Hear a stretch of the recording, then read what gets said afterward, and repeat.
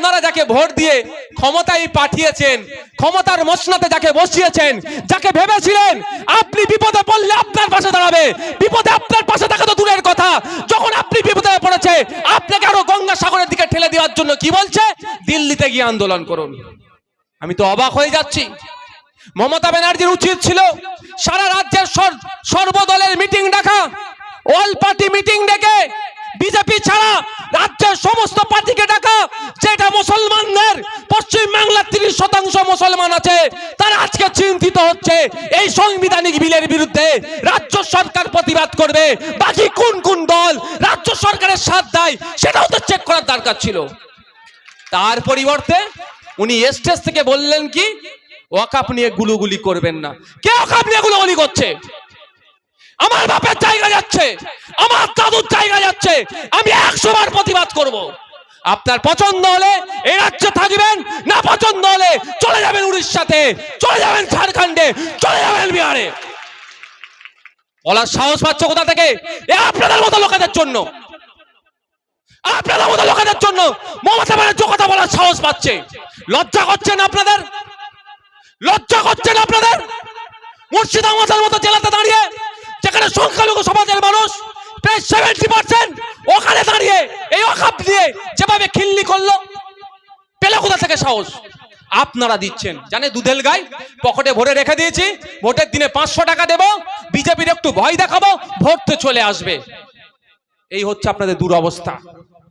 আমি তো ভেবেছিলাম মমতা ব্যানার্জি মহাশয়ের কাছে উনি অল পার্টি মিটিং ডাকবে, সবাইকে ডাকবে, উনি প্ল্যান করবেন, সবাই প্রতিবাদ করবে, কিন্তু উনি লিডার হয়ে থাকবেন। যদি মমতা ব্যানার্জির জায়গায় আমি থাকতাম না, জায়গায় আমি অল পার্টি মিটিং ডেকে দিতাম।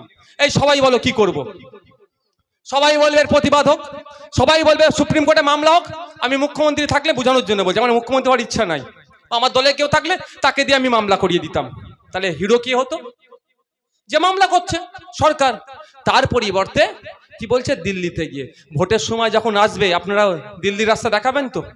এ কারা দেখাবেন? এটা হাত তুলে দেখান, এটা মাথায় রাখবেন।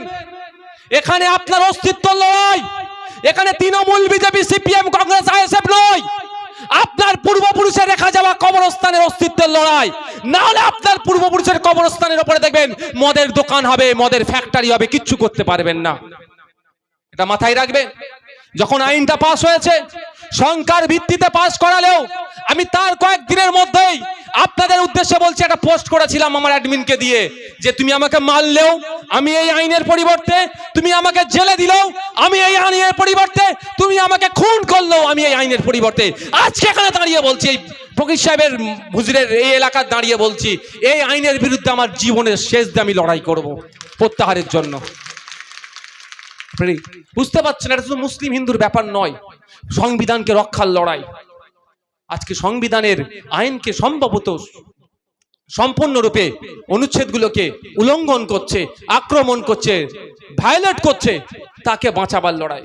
আচ্ছা একটা কথা বলুন, সহজ ভাষায় বলছি, আচ্ছা এস্টেট, জমি জায়গা সংক্রান্তটা কাদের?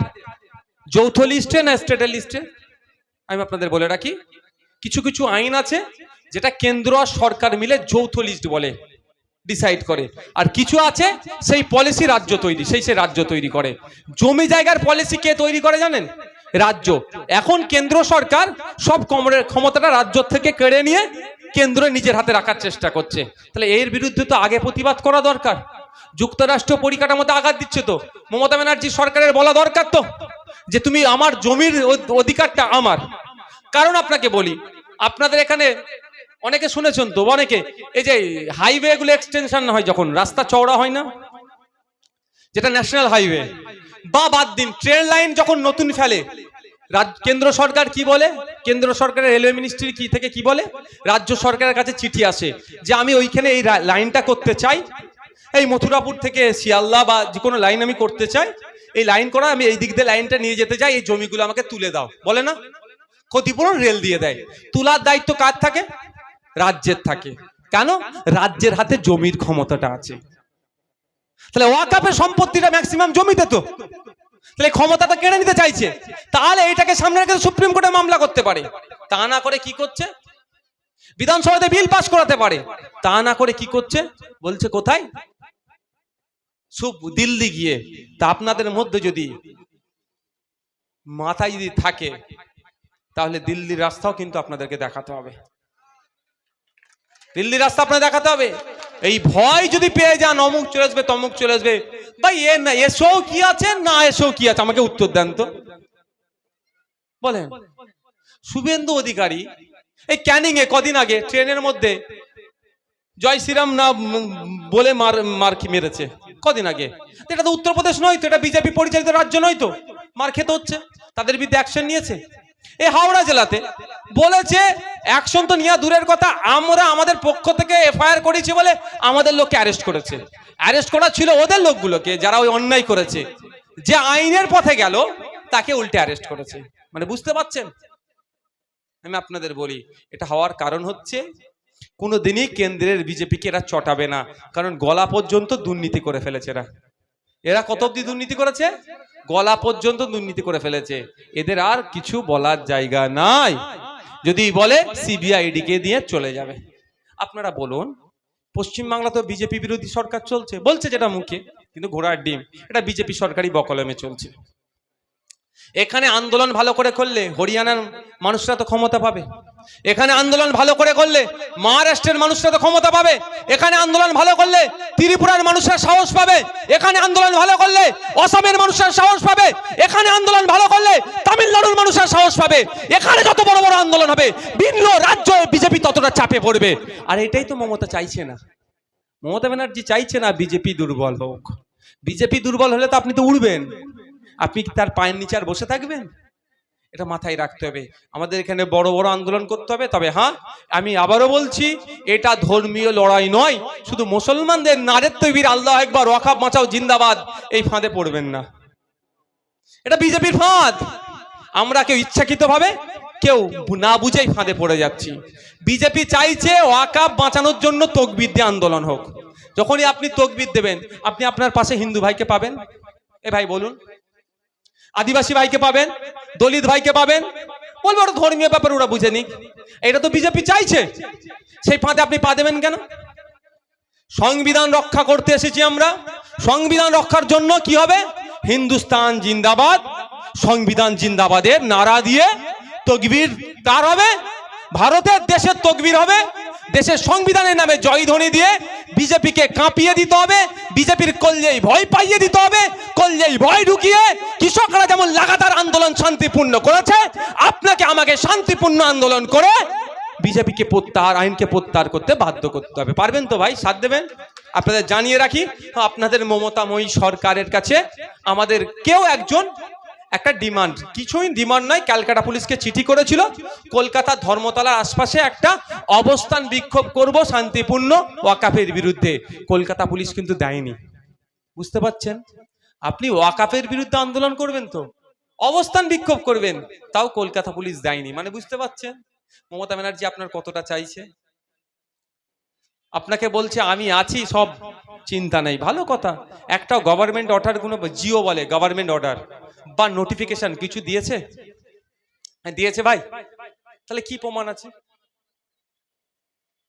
আর বিধানসভা থেকে যদি আবার বিল পাস করিয়ে নেয়, ওই রেকর্ডটা পরে যেই সরকারি আসুক না কেন অনেক কাজে লাগবে, অনেক কাজে লাগবে।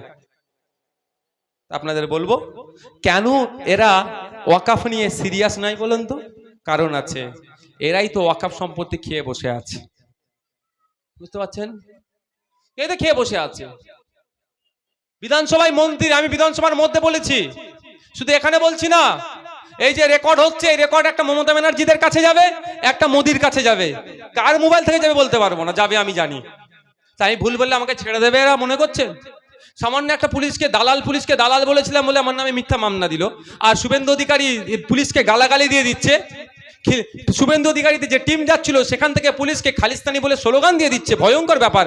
আমাদের শিখ পাঞ্জাবি পুলিশের নামে খালিস্তানি বলে দেখে দিচ্ছে, তার বিরুদ্ধে অ্যাকশন নাই। একটা দালাল পুলিশকে আমি দালাল বলেছি বলে আমাকে নোটিশ পাঠিয়েছে, আমার নামে মামলা করে দিয়েছে।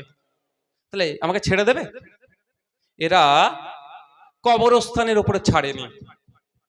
কবরস্থানের জায়গাতে, টিপু সুলতানদের কবরস্থানের জায়গাতে এরা প্রমোটিং করেছে।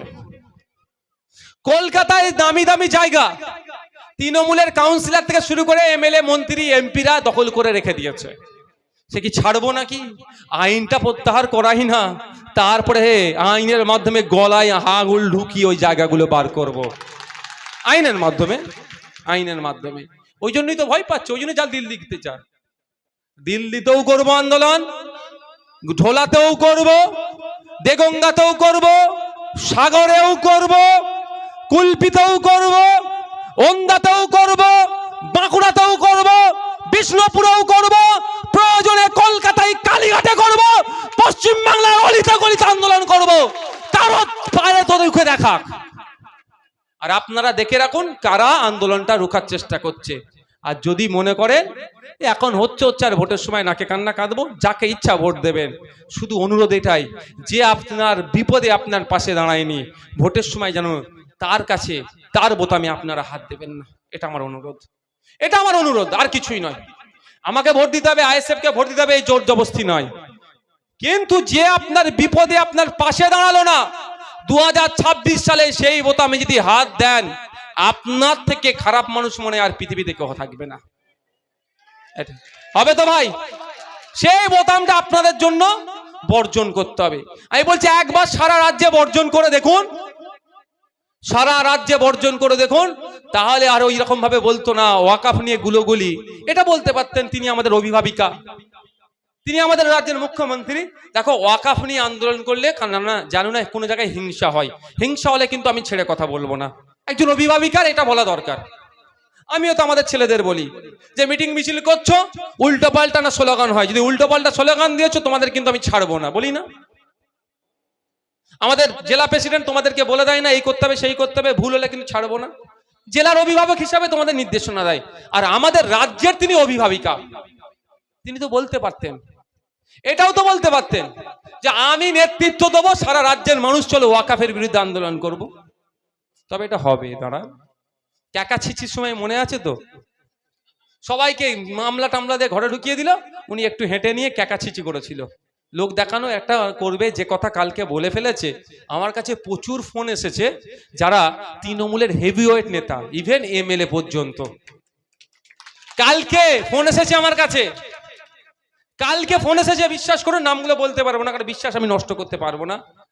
ফেস টাইমে হোয়াটসঅ্যাপ কলে ফোন এসেছে, নওশাদ ভাই আমরা জানতাম একটা লটর পটর আছে, মানে বিজেপির সাথে মিলেমিশে চলে, তবে এত নোংরা ভাবে বিজেপির সাথে তৃণমূল মিশে আমরা তৃণমূল করে জানতে পারলাম না। বুঝতে পারছেন? ঘুম ফিরছে, ঘুম ভাঙছে, তৃণমূলের নেতা তারা ঘুম ভাঙছে। তো কালকে যে কথা বলেছে সত্যি আমি ব্যথিত। বিশ্বাস করুন আমি রাজনৈতিকভাবে মমতা ব্যানার্জির চরম বিরোধী, আপনারা জানেন। কিন্তু মমতা ব্যানার্জির যে মুসলিম সম্প্রদায় সম্পর্কে কি ধারণা, আমি একবার এত খারাপ ধারণা আমি কিন্তু কোনোদিন ভাবিনি। তাই এবার মুসলিম সম্প্রদায়ের মানুষরা জবাব দেবেন, আগামী দিনে জবাব দেওয়ার যখন সময় আসবে দেবেন। আপনি যাকে ভিভিআইপি বানিয়েছেন, যার মুখের দিকে তাকিয়ে আছেন উনি আমার জন্য কিছু করবে, সেই আপনাকে ডুবাচ্ছে। তাহলে ওর পরিবর্তে রিপ্লেস করতে হবে, অন্য কাউকে বসান, সে কি করে দেখেন, নাহলে আবার পাঠিয়ে দেবেন। 34 বছর বসিয়ে রেখেছিলেন, তার আগে 25 বছর রেখেছিলেন, এবার অন্য কাউকে একজনকে সুযোগ দেন, সে আপনার কি করছে দেখুন না, তে করে দেবেন। আর সত্যি বলছি পশ্চিমবাংলার মুসলিম সম্প্রদায়রা চাইলেই মুখ্যমন্ত্রী থেকে সরিয়ে দিতে পারে যে কাউকে। বুঝতে পারছেন? এত পাওয়ার মুসলিম সম্প্রদায়ের আছে পশ্চিমবাংলার। পশ্চিমবাংলার মুসলিম সম্প্রদায়ের এত পাওয়ার আছে, তারা চাইলেই মুখ্যমন্ত্রীর গদি থেকে যে কাউকে সরিয়ে দিতে পারে। এবার একবার চেষ্টা করে দেখুন। নিশ্চিতভাবে আমরা বিজেপির কোনোদিন সাপোর্ট করি না আর করবো না। আমি আপনাদের বলছি তৃণমূলকে হারালে বিজেপি বাংলা থেকে গায়েব হয়ে যাবে। বিজেপি বলে কিছু আছে? এই রাতারাতি বিজেপির পতাকাগুলো কারা বানছে খোঁজ নিয়ে দেখুন তো, কারা? যারা জোড়া ফুলে ঘুরে তারাই বড় ফুলের পতাকা লাগিয়ে আপনাকে ভয় দেখানোর জন্য বানছে। ঠিক আছে, সব ভালো থাকবেন, সুস্থ থাকবেন। এই ওয়াকাফ নিয়ে আন্দোলন চালিয়ে যেতে হবে। প্রয়োজনে আমাদেরকে দিল্লি যেতে হবে, যাবেন তো ভাই? প্রয়োজনে দিল্লি যাব আন্দোলন করতে। তবে আগে রাজ্যের বিভিন্ন অলিতে গলিতে আন্দোলনটা চলুক। সকলে ভালো থাকবেন, সুস্থ থাকবেন। একটা শুধু কাগজ দেখাচ্ছে, এই দেখুন পশ্চিম বাংলা, এটা 2019 সালের এটা পেপারের একটা কাটিং। ওয়াকাফ সম্পত্তির উপরে মদের ফ্যাক্টরি, মদের দোকান। বুঝতে পারছেন? কলকাতার মতো জায়গাতে। কার আমলে এটা? যিনি এখন আন্দোলন করার জন্য দিল্লি যাওয়ার নিদান দিচ্ছেন তার আমলে। বুঝতে পেরেছেন তো? কেন আপনাকে দিল্লি যাওয়ার কথা বলছে? আস্তে আস্তে বাড়ি যান, সকলে ভালো থাকবেন, সুস্থ থাকবেন। প্রশাসন বন্ধুদের উদ্দেশ্যে বলবো নিরপেক্ষতা বজায় রেখে, মাস্টার একটা গাড়িতে দিয়ে দেবে, একটা কাগজ না পড়ে যায়, নিরপেক্ষতা বজায় রেখে কাজ করুন। প্রয়োজনে আপনাদের যত রকম সহযোগিতা আমরা করতে প্রস্তুত আছি। আমি আশা করব 11 তারিখে নির্বাচন, আমার যে ভাইরা এবং যে মা কন্টেস্ট করছে তারা জনগণের উদ্দেশ্যে বলবো, অভিভাবকদের আপনাদের মূল্যবান ভোট দিয়ে 2 নম্বরে, 5 নম্বরে, 6 নম্বরে, 8 নম্বরে, 9 নম্বরে এবং 12 নম্বরে